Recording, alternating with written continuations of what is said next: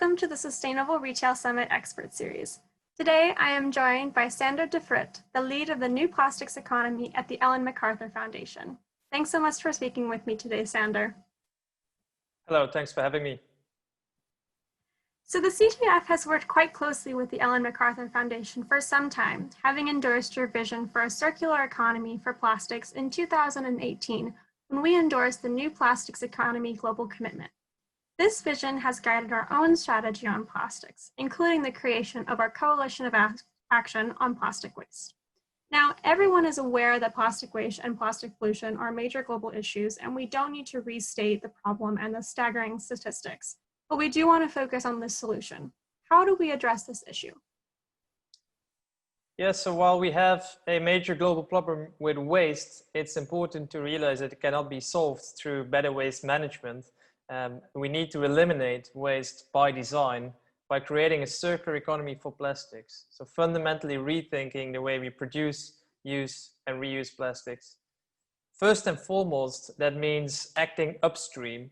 This includes eliminating the plastics that we don't need and innovating all the plastics that we do need to make sure that they're all reusable, recyclable, or compostable. And these upstream actions represent the majority of the solution and are currently hugely underexplored, as the vast majority of efforts over the past decades and actually still today have focused on recycling only.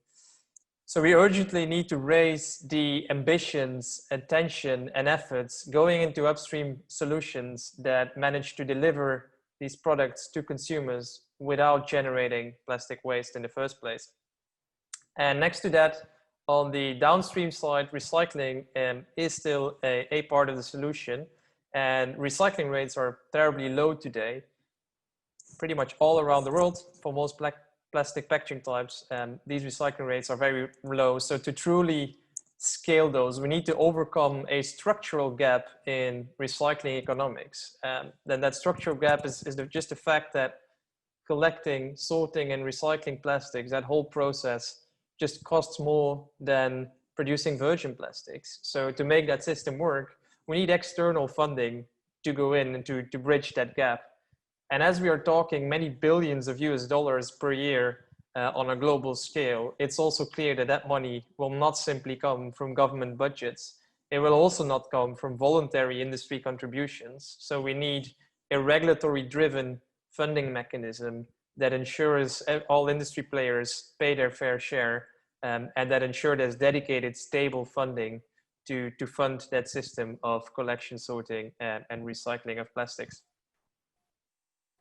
Thank you. So you mentioned quite a bit of goals and needs and objectives. Where are we on this journey of turning into the circular economy for plastics into practice?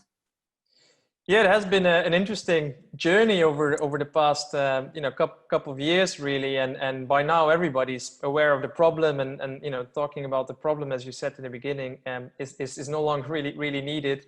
But also a critical mass of stakeholders, being it businesses, governments, investors, now also realize that we won't simply waste manage or recycle our way out. So there's also more and more alignment on the solution through the global commitment and the network of plastic pacts around the world that we established over the past 2 years.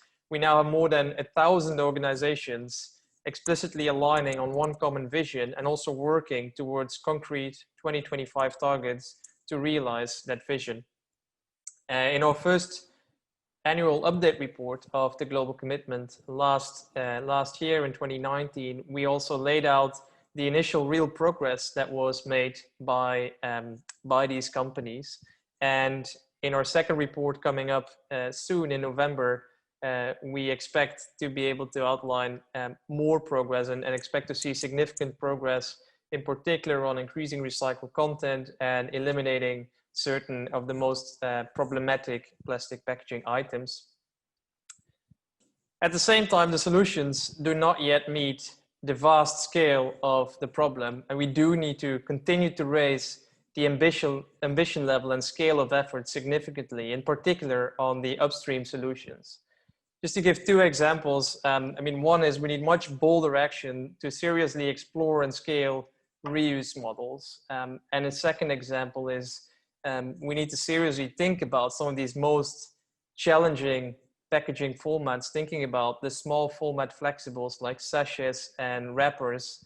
Is it really realistic to ever make recycling work technically and economically for these materials? And not just recycling actually, but collection, sorting and recycling for these materials? Or should we rethink altogether how we deliver these products to consumers without the need for these type of packages? So those are some of the really fundamental questions that we need to answer and that require bold action over the next coming years. But of course, COVID-19 has definitely impacted this journey, especially with health measures being taken to use plastics, of course, to help spread COVID-19. Is there anything that the pandemic has taught us in terms of how we view plastics in the circular economy? Yeah, I mean, one thing the pandemic has clearly done is it has re-emphasized how broken our linear economic system is. If we take the example of personal protective equipment and like face masks, etc., we've seen very clearly how we've built very linear systems that are fully dependent on a continuous flow of single-use items with just-in-time delivery. Very efficient systems, but not resilient at all. As soon as this continuous flow is interrupted, we saw supply shortages everywhere around the world. It also shown that all of these items, like the majority of products we produce today, have been designed without thinking at all about what happens after use. We have no way of dealing with these materials after they have been used.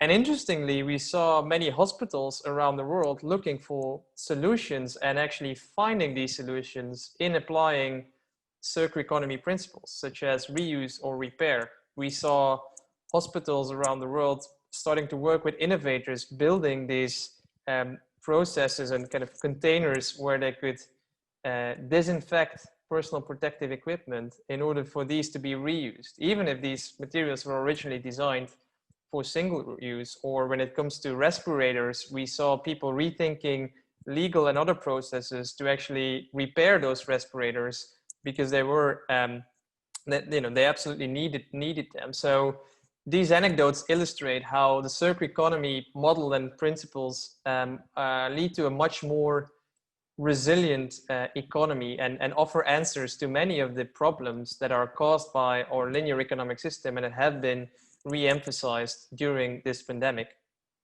And specifically on the industry side, but also on the government side, actually, we've seen that circular economy is much more relevant than ever, and that businesses and governments recognize that and actually reconfirmed their commitment to a circular economy. We published a statement and an open letter in the Financial Times in June this year, where over 50 CEOs and political leaders signed this open statement calling to step up on circular economy rather than step back, because they see circular economy as one of the main levers to build back better after this pandemic. And that's not just a statement, but that's actually also confirmed by actions of many players. We continue to welcome new signatories to our global commitment despite the pandemic. Some of our existing signatories even raised their ambition level during the pandemic. I'm thinking about L'Oreal, Colgate, setting new, more ambitious targets on plastics during the pandemic. And we launched, for example, the US Plastic Pact and a few more pacts to be launched very soon, with a significant group of industry players, governments, and other actors on board. So showing that continued commitment to advance the circular economy. And also on the government side, many of the recovery programs that they're putting up to build back better circular economy is a key part of that. So all of these things make me confident that the pandemic will not slow down this transition to a circular economy. If anything, it might actually accelerate it. You just shared a lot of great examples of how you are working with both the private sector and governments and really bringing multiple groups together with the shared goal of accelerating process towards the circular economy. And that sort of collaboration is kind of our bread and butter at the CGF. So, in your opinion, What type of role does the CGF and events like our upcoming Sustainable Retail Summit and the work of our Coalition of Action on Plastics Waste, what do they play in this transition? Yeah, to create such circular economy, we need to fundamentally rethink our economic system, and such a system consists of many, many actors around the world, and therefore cannot be changed by one actor alone. So that collaboration is absolutely crucial to make that transition happen. And the CGF is a great platform for major brands and retailers to align and collaborate on this. And through our global commitment and plastic pacts, we also aim to make sure that this alignment spans beyond the brands and retailers, but throughout the whole value chain, and also with governments. And it has been really great over the past months to see the CGF Coalition of Action on Plastic Waste and the progress they've been making over the past months. And I hope to see continued progress going forward, of course. And I also hope to see the coalition increase its focus and ambition level on the upstream solutions, such as the shift to reuse business models, which I think brands and retailers are absolutely in a crucial place to drive that transition.